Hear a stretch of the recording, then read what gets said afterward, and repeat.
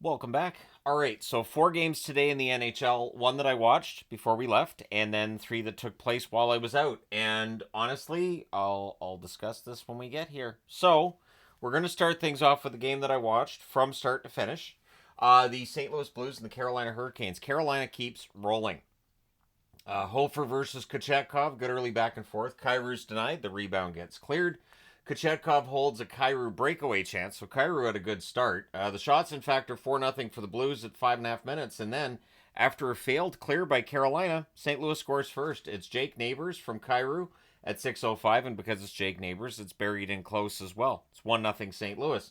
Blues look for another. The Canes then wake up. They start getting some rush chances, some good transition plays for them. Pressed by Carolina with 6 minutes left. Holloway has a rush chance that's held. There's a near miss for Natchez on a face-off win. With 59.7 seconds left, the Canes get a power play, and they score on it. Svechnikov tips one in on a good cycle.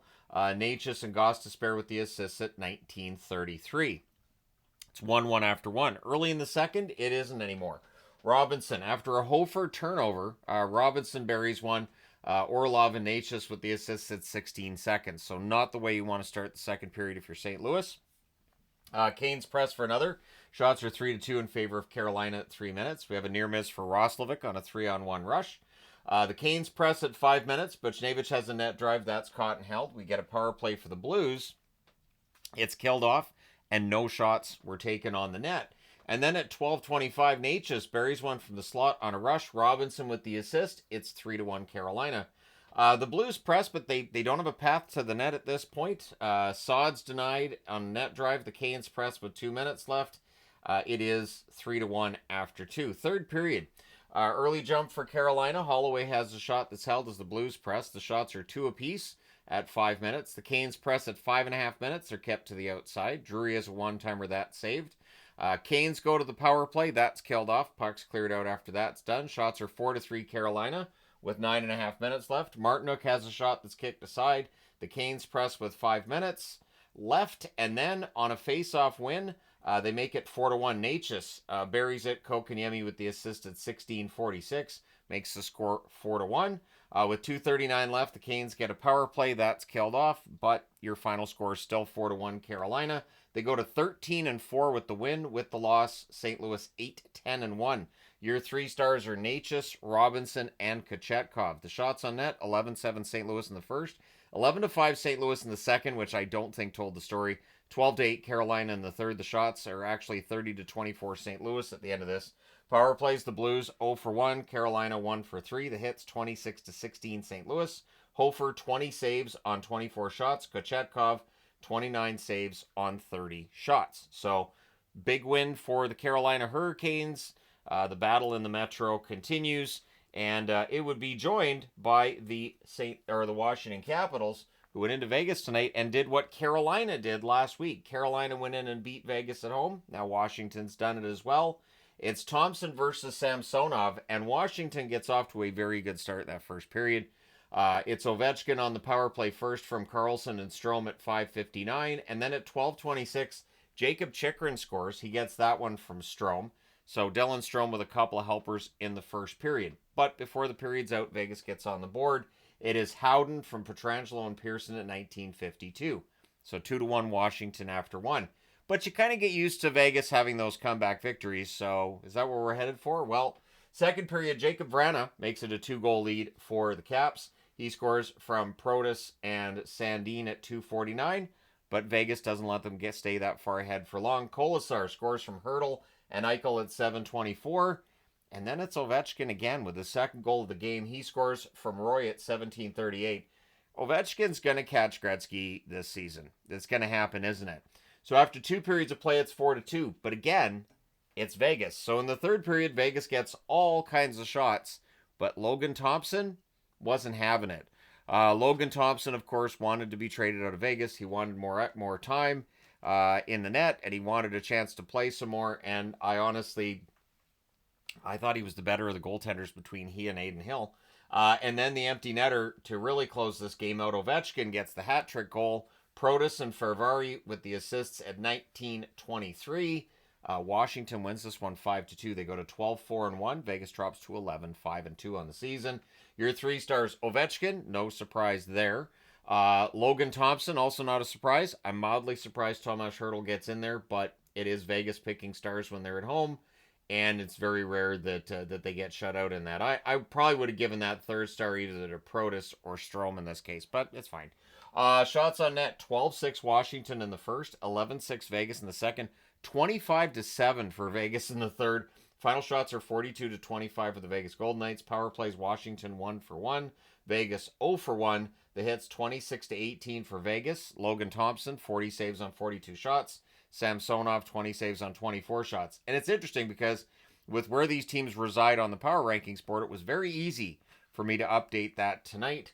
If you watched this morning's power rankings, you can get an idea for where they are on the board right now. In fact, I'm looking at it right now. Washington is, in fact, 5th on the power rankings board.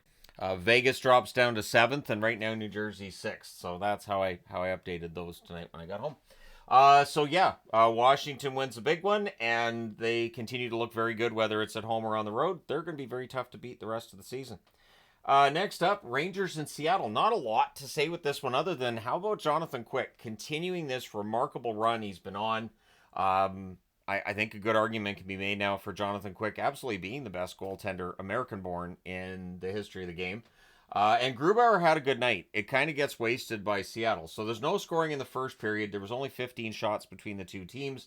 In the second period, it goes scoreless for most of it until at 17:30, Lafreniere scores from Panarin, makes it 1-0 for the Rangers after 1. Early in the second period, Zach Jones gets a goal. That's from Kakko and Cooley at 2:58. And that was really all the Rangers needed. They win this one 2-0. So Seattle, a team that recently their scoring has picked up, tonight it dried up. So this is both the fact that Jonathan Quick has been very good this season, and Seattle can be inconsistent with their scoring. So with the 2-0 victory, and I was going to put up the Tony the Tiger magnet. You know what? It's fine. I'll go and grab that now. You guys can discuss things amongst yourselves. Oh, look, I'm back already. Here we go. So yeah, 2-0, there's the Tony the Tiger. That's why the NHL magnet was off, because I was going to grab it, and then I forgot. Anyways, but I remember now it's up there. So 2-0 win for the Rangers. They go to 11-4-1 with the win. With the loss, the Kraken 9-9-1. With the win, the Rangers, I did bump them up a spot. With the loss, Seattle stays basically in the same spot. So 3 stars are Quick, Panarin, and Grubauer. Shots on net, 9-6 Rangers in the first, 10-7 Seattle in the second, 8-7 Seattle in the third. Final shots are 24-23 for Seattle. Not a ton of shots. Power plays, the Rangers didn't have one. Seattle had one, and they did not score on it. The hits, that favored the Rangers 41-19. Jonathan Quick, 24 saves for the shutout. Grubauer, 21 saves on 23 shots. Like I said, Grubauer has a good night, and it kind of falls by the wayside because, yeah, Jonathan Quick was having a better night.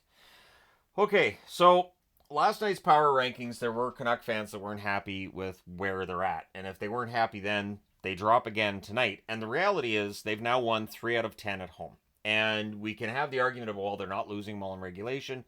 Fine, but they're not winning at home. And winning at home is a big deal, especially since that was their bread and butter last season, and this year it's just not working. So it's Saros versus Lankinen, and Lankinen's stats have taken another hit. If I was doing a power rankings for goalies this week, Lankinen very likely not on the list.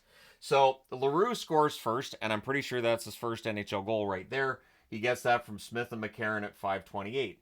To their credit, Vancouver fights back as Ratu gets, this is his first NHL goal too, isn't it? It's his first of the season. Brandstrom and Heinen with the assists at 11:34. So it's 1-1. After the first period, Vancouver plays well. They hold Nashville to 5 shots, but then the second period takes place. Pettersson scores on the power play. I'm telling you, Pettersson is not the problem in Vancouver. He's been the lightning rod. Everybody's thrown everything on him. Well, now that he's producing and the results still aren't going their way, there might be other issues with the team. On that goal, Hughes and Garland with the assist, that's at 9:51. Nashville gets a power play. They score on it as well.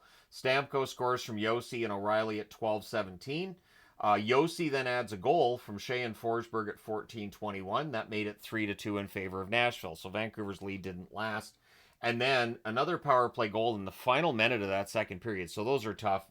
Stamkos from Marchessault and Forsberg. So I'm watching this on my phone. We were at Queen Elizabeth Theatre tonight, taking the wife out and all that. And after the second period, I could see it was 4-2 because that was the intermission in the show we were watching. And I was like, oh, glad I spent less on the tickets for the Queenie that I would have paid for the tickets for that game tonight, because that was the game I was looking at, because I knew there was only 5 games on that night, and I'm glad I didn't get tickets. A, we were already spoken for that night, so that would have been awkward, and B, this would have been tough. So in the third period, Vancouver does get within a goal. It's Kiefer Sherwood from Heinen and Myers at 14 minutes. So the Canucks predictably pull the goaltender, and Nashville hits the empty net. It's Nyquist at 19:38, the same time as Stamkos' goal in the second period. And what's interesting too is we took SkyTrain, so we parked at Scott Road and we took SkyTrain in.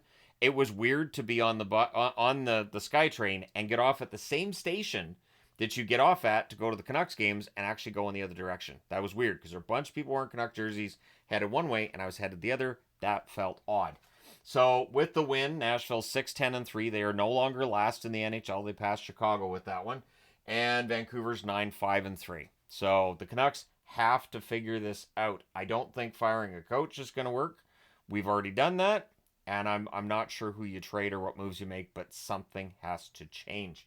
So your 3 stars in this, Josi, Stamkos, and Ratu ends up getting 3rd star for his first goal of the season. And again, I think that's his first NHL goal. Shots, although, and I'm thinking back to, he was with the Islanders. I don't know. Maybe it's his first NHL goal. It's late. Shots on net, 9-5 Vancouver in the first, 14-12 Nashville in the second, 6-2 Vancouver in the third.